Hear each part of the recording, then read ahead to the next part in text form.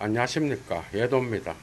지금부터 이름의 힘이라고 하는 제목으로 단편 강좌 하나를 엽니다. 여러분, 2달 동안 지속되는 장마에 정신적으로나 육체적으로, 그 다음에 재산적으로 피해가 없기를 바라고요. 여러분들 역시도 건강한 그런 삶을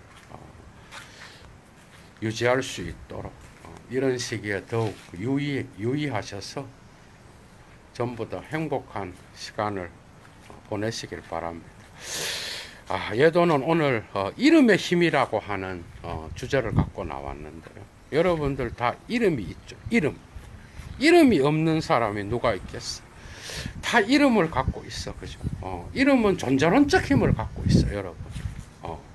그런 차원에서 예도TV라고 하는 이 이름 역시도 이미 서양 철학의 고전을 형성하는 그런, 그죠?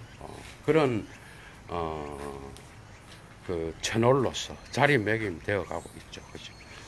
이건 뭐 예도가 처음 보는 분이 들어왔네. 우리 이름을 제가 부르기는 좀 그렇고 제가 아직 모르는 분이라서 반갑습니다.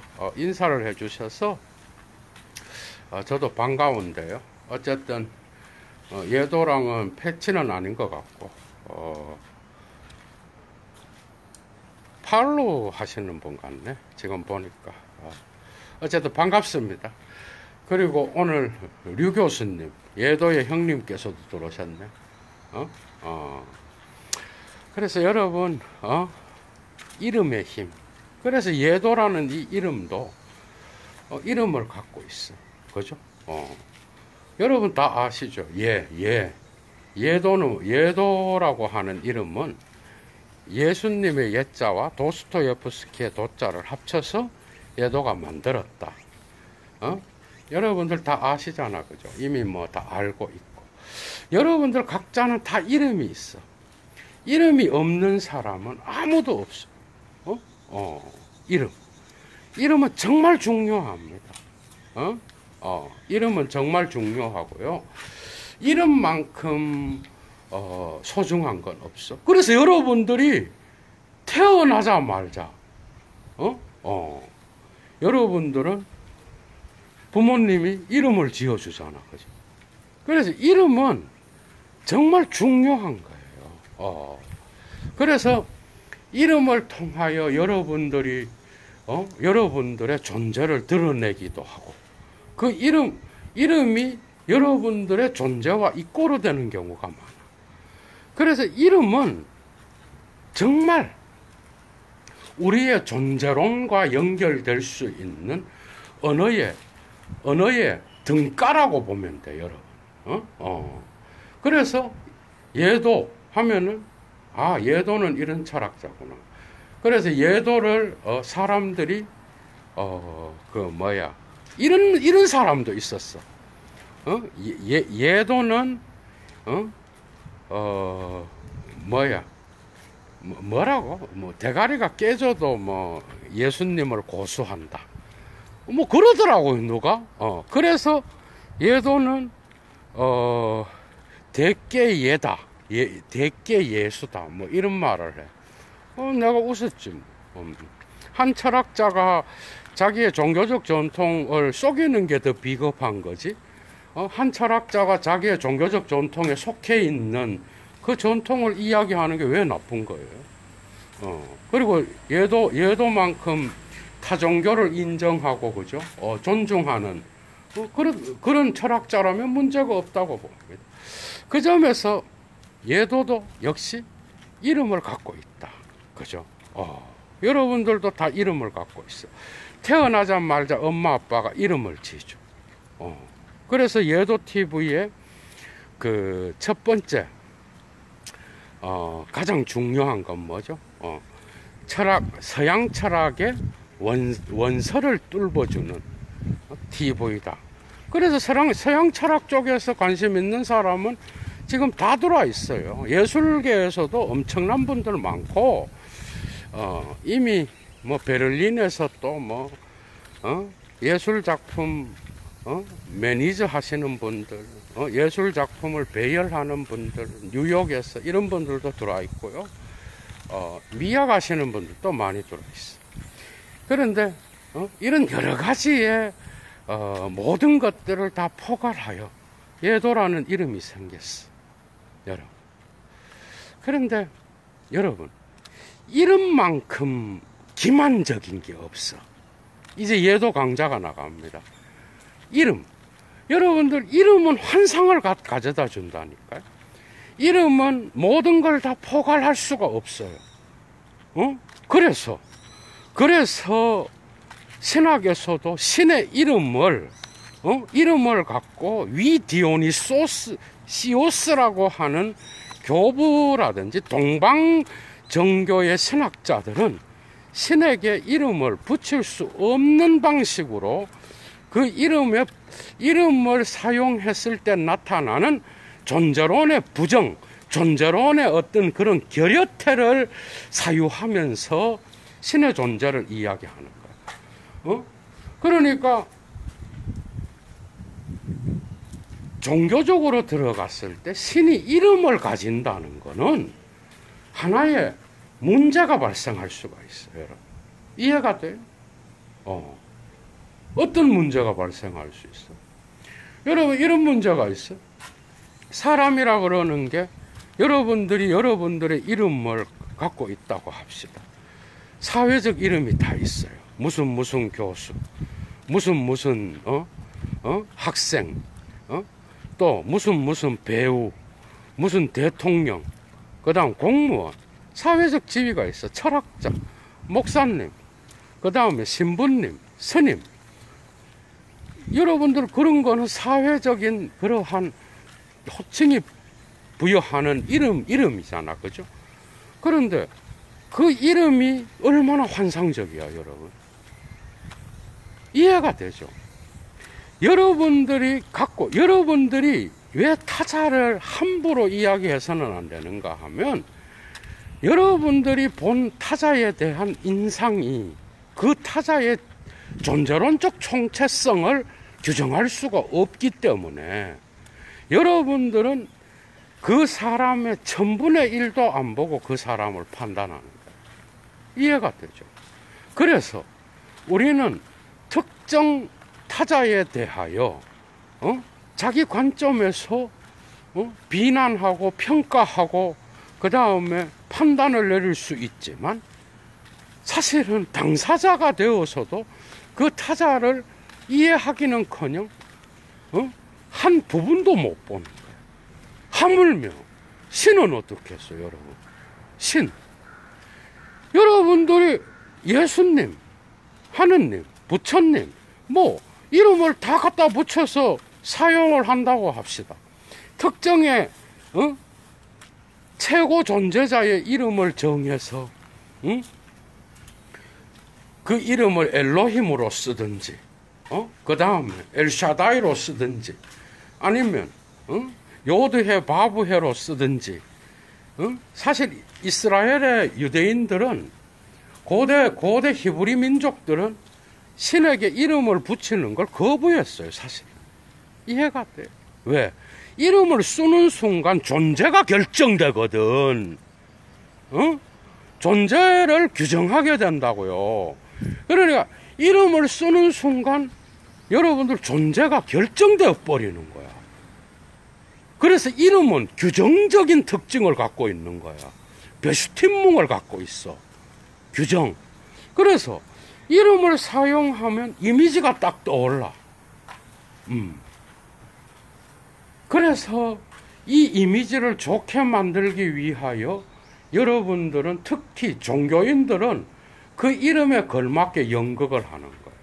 예도 강좌의 핵심은 이겁니다. 오늘 정신분석학으로 들어가는 거예요, 여러분. 그러니까 여러분들이 알고 있는 하느님, 여러분들이 믿고 있는 신이라고 하는 그 신의 이름을 붙였을 때 그 신이 그 이름이라고 하는 언어 속으로 들어올 수가 없다라는 거야, 신은. 그래서 신은 뭐야? 이름을 붙이자 말자 나인이 돼버리는 거야. 농이 돼버리는 거야. 노가 돼버려. 그래서 불어에서 농과 발음이 똑같아. 이름이 농이야. 그래, 놈이 아니에요. 농이야. 그런데 나인도 농이야. 이름을 붙이자 말자 그 존재는 그 이름으로부터 빠져나가요. 이해가 돼? 여러분들이 예도를 얼마나 알아? 예도가 어떤 인간인지 여러분들은 모르잖아요. 그런데 여러분들도 역시 그래. 여러분들의 개인적인 그러한 무의식까지도 드러냈을 때 여러분들은 얼마나 타자로부터 이해받을 수 있겠어? 자기 자신을 봐야 된다라는 거야. 그죠? 그래서 예수 그리스도나 소크라테스나 이런 자들은 네가 타자를 판단을 내리기 전에 네 자신을 보라 그러니까.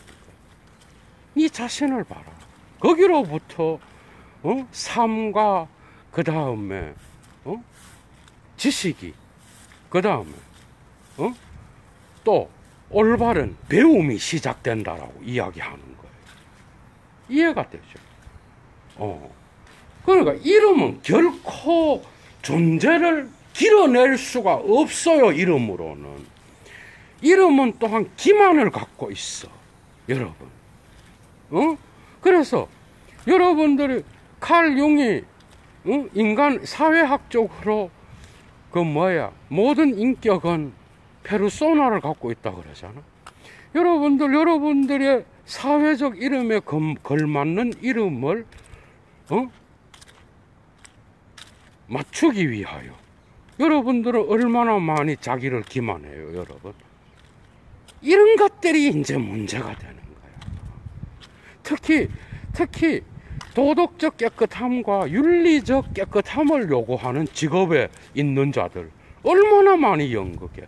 그래서 이런 분들은 사실은 그 삶이 이중적으로 균열되어 있을 가능성이 많아. 그래서 정신분열증에 걸릴 가능성이 상당히 많아요. 그런 그릇이 되는 사람도 있겠지만 인간이라 그러면 다 그런 거예요. 인간은. 그래서 사회적 직업이 주는 이름과 자기 개인이 갖고 있는 이름은 결코 여러분들의 존재를 모두 다 포괄할 수 없어. 그래서 그 이름을 들었을 때 그 이름의 이미지로 판단을 했을 때 그 판단은 만분의 1도 안 되는 그 사람의 부분을 갖고 이야기하는 거라고. 이해가 돼요? 하물며 신은 어떻게 했어? 신은 아버지로 비유되고 있어요. 예수는 아빠라 그랬어. 아빠. 여러분. 아버지야. 그런데 이 아버지가 얼마나 오늘날 정신분석학에서 얼마나 가부장적이야, 여러분. 오죽하면 락강이 프로이트의 개념을 아버지의 이름으로 갖고 갔겠어요. 아버지의 이름이 뭐야? 법이요. 그 다음에 사회적 법이요, 금기야. 여러분. 정신분석하겠어. 맞죠? 엄마는 뭐야? 엄마는 그 아이가 욕망해서는 안 되는 금기를 넘어선 그런 자야. 그래서 상상계 안에서만 엄마와의 관계가 있어. 그런데 그 아이가 자라서 사회적 유대관계로 들어가면 상징계를 넘어서 상상계를 넘어서 상징계에 진입해. 그러면 거기에 아버지의 이름이 버티고 있어요. 그 아버지의 이름이 뭐야? 그 아버지의 이름이 사회법이요. 그 다음에 종교의 도덕이요. 윤리예요, 여러분. 이해가 돼요? 니 요 말 요렇게 요거 하지 말아라.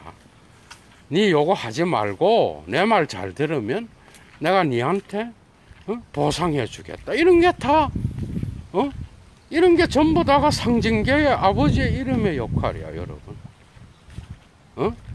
그래서 법이라고 하는 거. 철학자들은 그 법의 실정법이 적용될 때에 얼마나 많은 악이 적용될 수 있는지를 이미 다 이야기했어. 데리다는 어디에 법의 힘에서도 이야기를 했고, 그 다음에 락강은 이 상징계의 아버지의 이름. 그 다음에 프로이트는 뭐야? 프로이트 역시도 어머니에 대한 욕망을 오이디푸스를 포기하게 만드는 거세공포증으로 이야기를 하고, 그 과정에서 나타나는 그 아버지의 이름의 대타자적인 그러한 종교법적인, 그죠? 그러한 무시무시한 이름의 힘을 가장 탁월하게 보여주는 게 바로 거세공포증을 일으킬 수 있는 아버지의 상징이야, 여러분. 그게 사회법과 연결되어 있어요. 여러분도 봐봐. 10계명의 첫 계명이 뭐야? 내 아버지, 우상을 섬기지 말라. 내 아버지의 이름을 더럽히지 말라는 것과 같은 거예요. 내 아버지의 이름. 무서운 거죠. 그래서 이름이 갖고 있는 그 존재론적인 중요한 하이데거적인 그러한 존재론적인 드러남, 은폐된 것이 드러나면서 그 사람의 존재가 이름과 더불어 합쳐져서 드러나는 측면이 있어. 탈은폐된다고. 이름은 탈은폐의 능력을 갖고 있어. 그러나 다른 한편으로 그 이름은 어떤 상황에서건 그 인간의 존재를 하나의 부분밖에는 못 드러내. 왜? 그 인간은 언제나 되어감 속에 있는 존재이기 때문에 그래. 인간은 죽을 때까지 되어가는 거야, 여러분. 이해가 돼요? 그리고 가면 쓰고 사회에서 살아가. 그래서 타자들에 의하여 인정받으려고 그래. 그래서 타자들에 의하여 타자들의 눈이 나를 어떻게 보는지에 따라서 내가 행동해. 그래서 락강은 주체는 상징계에서 타자에 의해서 쉬제는 형성되는 거예요. 자아는 뭐죠?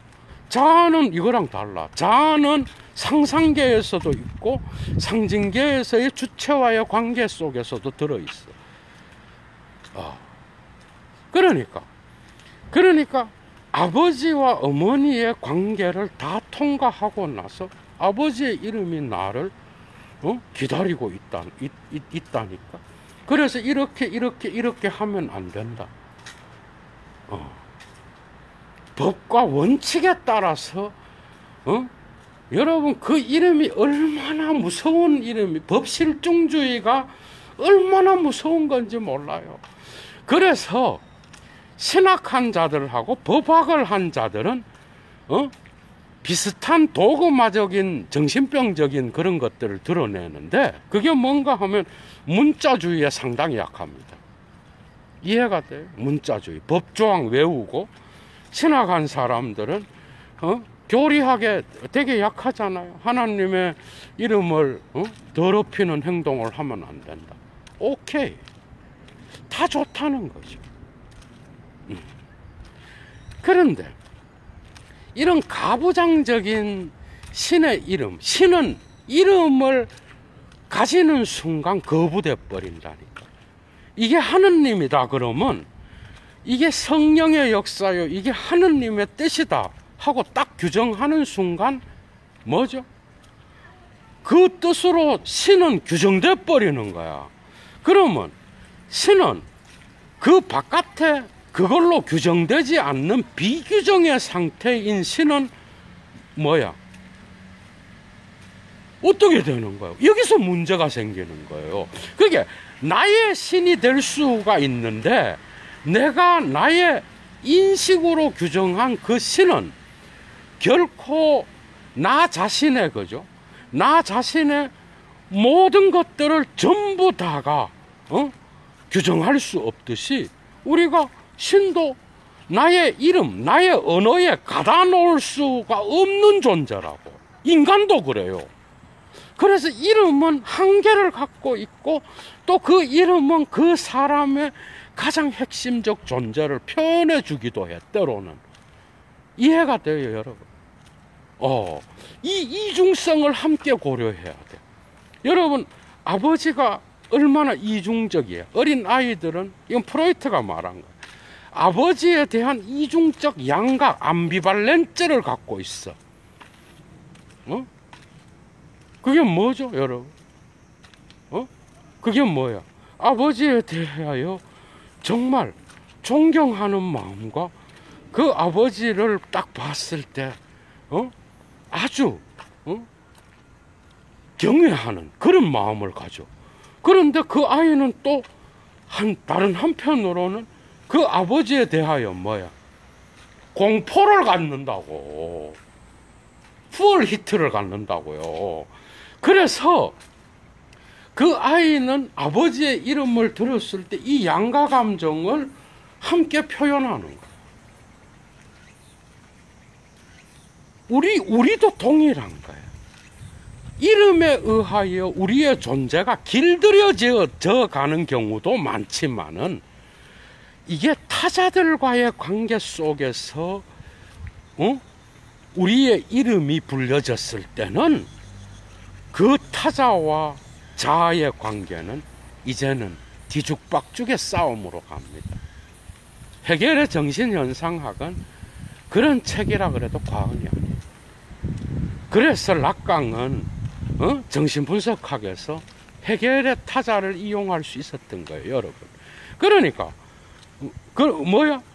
나의 이름이 가족 단위를 넘어서서 사회적 단위로 넘어갔을 때, 여러분, 그 사회적 기호에 의하여 나의 이름이 불려질 때, 내가 그 사회에서 타자의 인정을 받을 수 있는 방법은 나의 자아의 주체적인 형성이 아니라 타자가 나를 어떻게 봐주고 타자가 나를 어떻게 불러주느냐에 따라서 나는 길들여져 가요.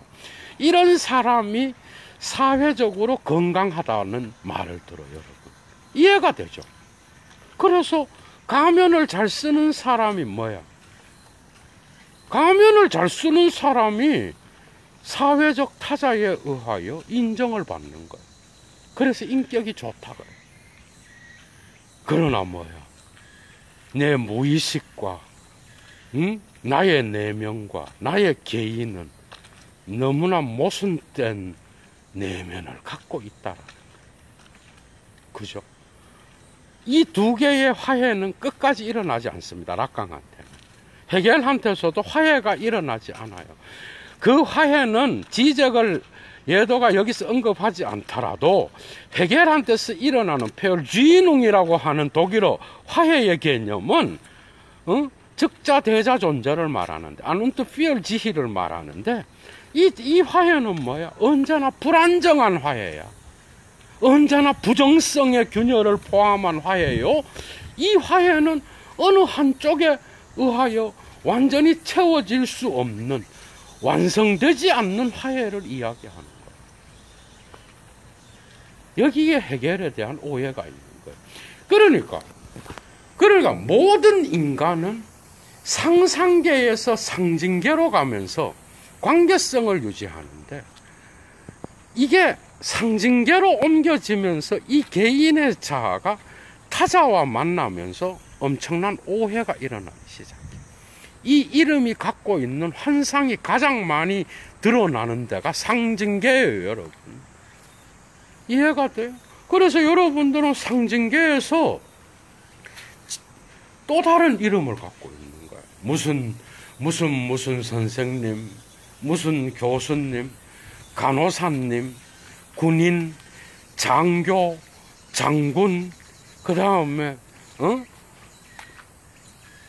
교수님, 또 종교적인 다양한 이름들, 여러분. 그 이름이 주는 그러한 강력한 힘이 있는 사회적 이데올로기를 감출 수 있는 사회적 이름을 갖고 있는 반면에, 거기에는 이 개인이 자기 자신의 가면을 쓰고 그 사회적 이름, 직업적 이름, 그 사회가 주는 강력한 랑그 안에서 통용되는 그 이름 배후로 숨을 수 있는 그러한 단계를, 그죠? 형성할 수 있다라는 거예요. 그래서 이름은 긍정적 요소는 당연히 있죠. 이름이 없으면 그는 인간이 아니에요. 이름은 나의 가족에 대한, 나의 가문에 대한, 그리고 나의 소속에 대한, 그리고 나의 정체성을 표현해주는 강력한 긍정성을 갖고 있는 반면에 그 이름은 언제나 나에게 폭력을 가합니다. 여러분. 이해가 돼요?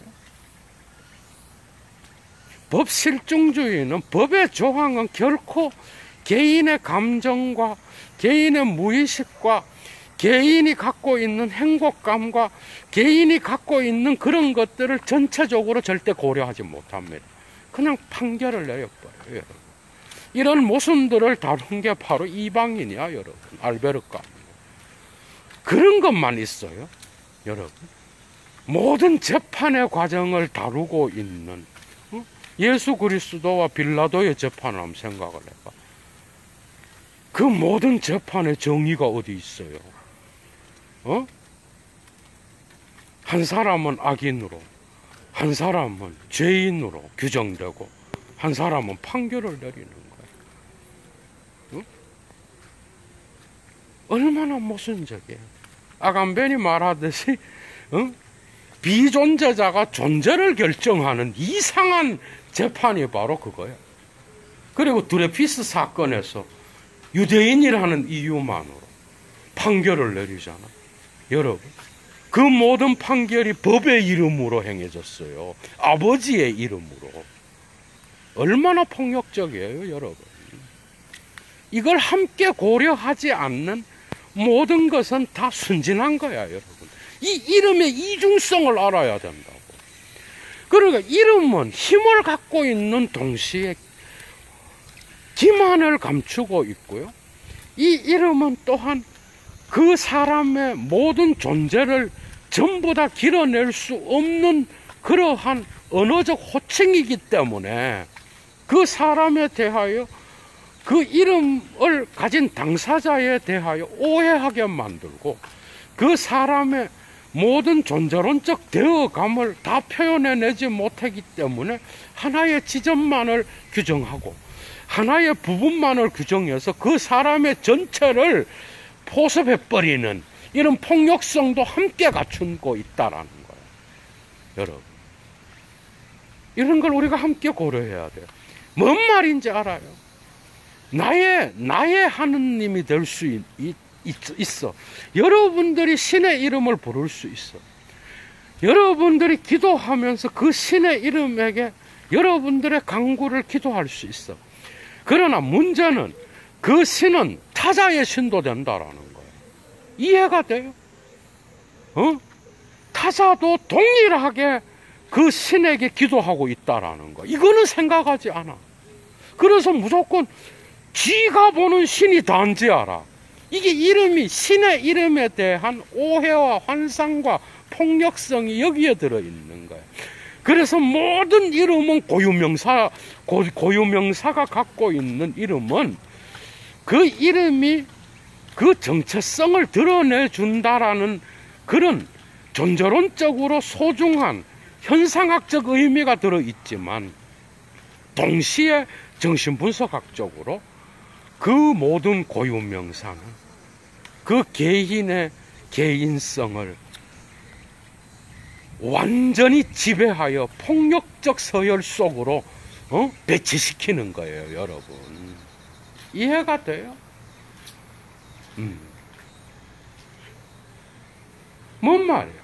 선생님, 그 선생님에 걸맞는 그런 존재론적 행동이 있겠죠. 사회적 행동이 있겠죠.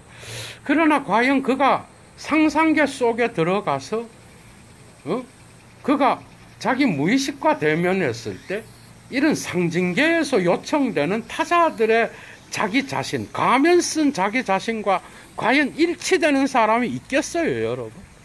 몇 명이나 있겠어요? 없다고 봐요, 얘도는. 여기에 환상이 있는 거예요. 여기에.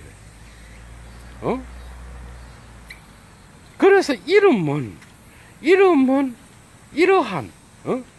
여러분들 자신의 모든 존재를 핵심적으로 드러낼 수 있는 그러한 중요한 이덴티테트, 동일성, 정체성을 표현해주는 그러한 포착이기도 하지만 동시에 그렇기 때문에 더더욱 그 인간의 그 이름을 가진 당사자에게 폭력을 가하면서 그렇게 한다라는 거예요. 그래서 니체는 모든 고유명사의 이름은 은유라 그러죠. 다 은유예요, 여러분. 다. 여러분들 때 이름도 이름이 은유야. 예도가 충일인데 충성 충자에 하나 일자. 예도도 그런 면이 있어요. 그 이름에 따라서. 근데 그게 예도로의 모든 것들을 길어내주느냐? 아니라고. 여러분들도 그러잖아. 이 이름은 나 자신의 정체성을 언어로 표현할 때 가장 잘 표현하는 그런 거지만은 또 예도 자신의 실체를 드러내주는 그런 전체적인 명칭은 될 수 없다라는 거예요. 그죠? 여러분들 때 이름도 그래. 여러분들의 이름도. 왜? 인간은 그만큼 복잡한 존재자라는 거예요. 그러니까 이름은 존재를 가장 잘 드러내주는데 그 존재를 포괄하고 있는 전체는 못 드러내주고 그 다음에 그 전체 안에 있는 비존재도 못 드러내줘요. 특정 부분만을 갖고 그 사람을 공격하고 판단하고 그 다음에 뭐야? 평가하고 그 한 인간에 대하여 규정하고 끝내버려. 얼마나 폭력적이에요, 여러분. 여러분들이 그런 판단을 받는다라고 생각해봐. 그 관점에서 예수는 어느 누구도 판단하지 말라 그랬던 거예요. 이해가 돼요? 판단은 그런 특징이 있는 거예요. 부분을 떼와 갖고 전체를 무시하고 그 부분을 다라고 이야기하는 거야. 이게 폭력이 아니고 뭐예요? 사람은 얼마든지 가능성이 있는데, 그죠? 종교의 이름으로, 신의 이름으로, 여러분. 그리고 또 뭐예요? 법의 이름으로. 얼마나 많은 사람들이, 무고한 자들이 희생됐는지 알아요, 여러분. 그걸 고려하지 않는 이름은요, 아무 의미가 없어요, 오늘날. 그 위대한 예수의 이름은 죄인들, 그러니까 중세와 고대의 그리스도교의 전통에서 강력한 힘을 발휘하는 곳에 예수의 이름이 나타났어요. 마녀 사냥에서 사람 죽일 때도 예수의 이름으로 기도하고 죽입니다. 이런 부정성을 우리는 사유하지 않으면 이름이 갖고 있는 고유명사의 환상에 들어간다니까, 여러분. 자기 자신을요, 저는 그렇게 생각해요. 진짜 철학자요, 고승이요, 영적으로, 그게 영적인 세계가 있다고 치고, 영적으로 높은 반열에 들어가 있고요. 그런 고승, 스님들, 그 다음에 높은 그러한 신과 교통하는 사람들, 이런 높은 경지에 올라간 그런 자, 철학에서도 그런 자들이 이런 일반인과 다른 건 뭔지 알아? 딱 하나 있어. 그건 예도가 말해줄 수 있어.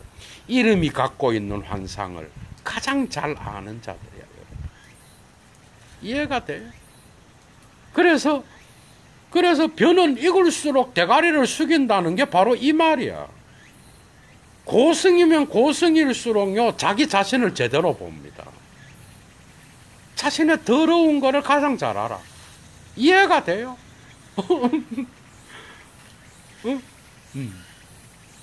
얼마나 파렴치하고 그런 인간인지. 그래서 내가 남들한테 과연, 그래서 바울도 막 손을 벌벌 떨면서 막 이야기하잖아, 여러분. 오라, 나는 공고한 자로다. 깊은 영적인 세계로 들어간 모든 수도사들은요, 지 꼬라지를 안다니까. 남을 비판하기 전에 지 자신부터 내가 이런 부족하고 더러운 새끼구나. 이해가 돼요. 그런데 남을 막 공격해. 그리고 정의라 그래, 그걸. 얼마나 코미디입니까, 여러분. 진된 정의지. 여러분들 한번 봐봐. 1, 2차 세계대전에 서구인들끼리 전쟁을 일으켰어. 그런데, 이런 전쟁을 일으킬 때 여러분, 한번 생각을 해봐. 다가 기독교 국가야. 그 전부 다 자기 나라가 이기기를 기도하지 않겠어. 막 모여서 기도한단 말이야. 미국 사람은 미국을 위하여 기도하고, 영국인은 또 영국을 위하여, 프랑스, 독일, 뭐 각각 다 다르게. 여러분, 거기에 신이 어디 있어요, 거기에. 십자군 전쟁 할 때, 여러분 봐봐. 거기에 신이 어디 있어? 신의 이름이 거기 어디 있어요? 마녀 사냥해놓고 기도하는데 거기에 신이 어디 있어? 여러분, 이해가 돼요? 이름은 환상을 갖고 있어요. 여러분, 이걸 잘 알아야 된다고. 그래서 여러분들이 어떤 목사, 어떤 선생님, 어떤 교수, 그 다음에 어떤 철학자는 덜해. 여러분, 철학자들 치고, 철학자, 문학가들, 이런 대가들이요, 여러분들이 갖고 있는 도덕성의 잣대를 갖다 대면 책 하나도 못 읽어요, 여러분. 소크라테스부터 플라톤. 오늘날 기독교인들 플라톤 읽으면 안 돼. 왜? 동성연애자다 이러거든. 다 철학자들 다. 그런데 다 파헤치고 들어가면 다 있어요. 다. 더한 놈도 천지야. 가면 쓰고 있으니까 그렇지. 이해가 돼요? 그래서 이름은 가장 중요한 그 사람의 존재자를 드러내는 반면에 또 다른 특징은 되어감의 가능성까지도 규정하다가 위험에 빠질 수 있다라는 것. 그래서 여러분들은 여러분들의 이름을 더럽히지 않기 위하여 타자들의 랑그에 얼마나 많이 맞추어서 살아가. 그 나쁜 거 아니에요, 여러분. 예도는 그게 싫어서 자유인이 되었지만, 여러분, 그게 왜 나빠? 타자의 눈에 맞추어서, 그죠? 그 이름에 걸맞게. 그러나, 진짜 신을 사랑해서 그 신을 위하여 자기 자신의 모든 것을 거는 그런 신부님이나 목사님이 있다면 그게 더 훌륭한 거겠죠. 사람 눈가리에 빌 때만 뭐 이런 척 하는 거는 그것도 다 환상이지. 그러나 인간은 결코 이러한 이름으로 규정될 수가 없어. 그래서 여러분들 역시도 고유명사의 그 환상을 꼭 기억해서 이름이 갖고 있는 전체성으로부터 벗어나고 환상으로부터 벗어나서, 그죠? 이 현실을 파악할 때 언어와 실제 간에 언제나 차이가 있음을 인정하고요. 여러분들 역시도 그 언어가 주는 그 이름의 폭력성에 여러분들도 희생될 수 있다라는 걸 꼭 기억해서 이름이 갖고 있는 그 힘으로부터 이런 양명성을 함께 고려함으로써 보다 현명한 자가 되어야 되지 않겠는가라는 게 오늘 예도 강좌의 핵심입니다, 여러분. 이해하시겠죠? 여러분들 신은요, 어떤 이름에 갇히지 않습니다. 내가 주님이라 그러면 그게 내가 생각하는 주님이 다가 아니에요, 여러분. 요드해 바브해에다 음가를 못 붙이게 했어요, 여러분. 유대인들은. 신은 이름이 없어. 이름은 단지 인간이 살아가는 데 있어서 필요했던 거야. 그래서 신이 이 세계를 만들고 신이 세계의 사물들에게 고유명사를 만들어준 게 아니라 인간이 동물은 동물, 식물은 식물, 이 세계의 모든 만물들을 이름을 짓게 만들었잖아, 그죠? 그 말은 뭐예요? 그 이름은 우리 인간을 위한 임시방편으로서 사용될 수밖에 없는 거라는 거예요. 불완전함의 상징으로서 표현될 수밖에 없다는 거야. 그래서 니체의 모든 이름, 모든 사물에 대한 이름은 은유로 사용되어야 된다라는 거예요. 여기에는 정신분석학적 폭력성의 의미도 함께 고려되고 있다라는 거예요. 아, 너무 재미있죠. 그래서 우리는 그 환상을 조심해야 되지만 또 이름이 주는 그 존재적 대표성을 존중하여 그 이름에 걸맞게 우리의 존재를 맞추어 나가면서 동시에 그 이름이 주는 환상으로부터 그 이름과 나의 자아, 락강의 용어로 시제와 자아, 그러니까 주체와 자아 간의 이 불일치를 끊임없이 고민하면서 일치로 바꾸어 가는 거예요. 그죠? 중요한 역할을 한다라는 거예요.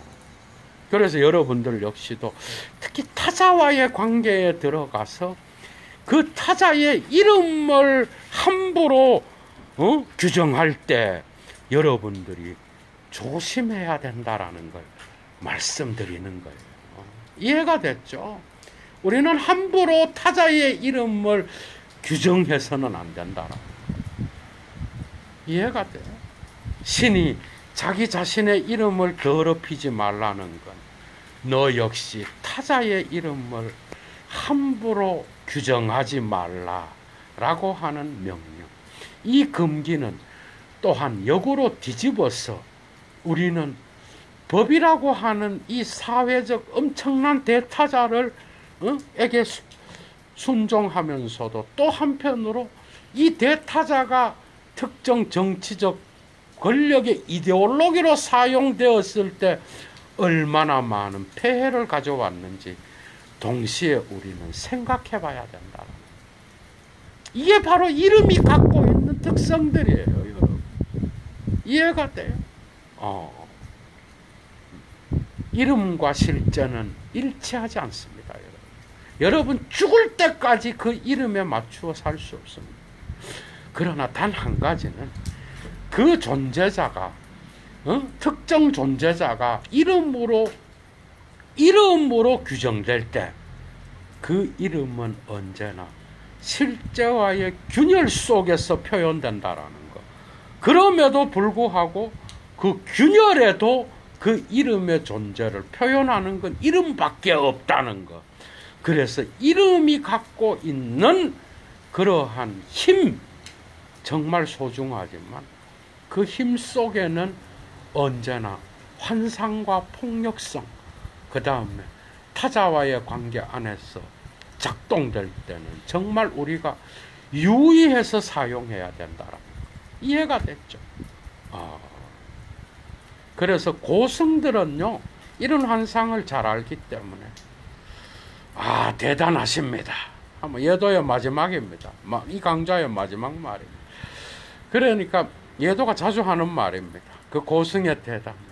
나는 똥임을 아는 똥입니다. 이래 대답했답니다, 여러분. 좋은 하루 되시고요. 예도 TV를 사랑해 주셔서 감사하고 좋아요 잊지 마시고요. 그 다음 또 한 가지는 사막의 철학자 예도를, 그죠? 여러분들이 이 고정 강좌의 가치를 아시는 사람 꼭 예도 TV를 후원해 주시고, 자발적 수업료라 그랬죠. 꼭 보내주시고요. 그리고 장마철에 건강 유의하시기 바랍니다. 추스.